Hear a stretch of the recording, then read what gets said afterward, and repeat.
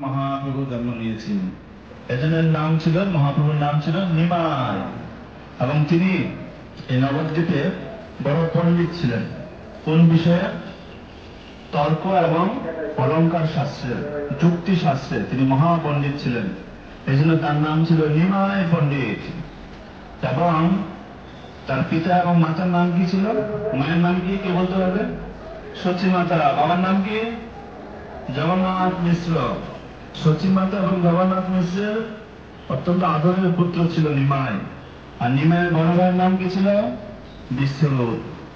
এবং নিমাই যখন খুব ছোট ছিলেন তখন তিনি এই আঙ্গিনায় নিমাই খেলা করতেন। এবং নিমাইয়ের বাড়িতে তিনি এখানে আঙ্গিনার মধ্যে তিনি যখন প্রথম জন্ম হয় সন্ধ্যাবেলায়, তখন নিমাই জন্মের সঙ্গে সঙ্গে সবাই হরিনাম করছিল। আর নিমাই তখন তার চেহারা এত সুন্দর ছিল, দেখতে অবিকল কৃষ্ণের মতো চেহারা। এবং তিনি হাসছিলেন, তার হাসি দেখে সবাই মুগ্ধ হয়ে পড়েছিল। জগন্নাথ মিশ্রের গৃহে এত সুন্দর, মনে হচ্ছে কোটি চন্দ্র একসঙ্গে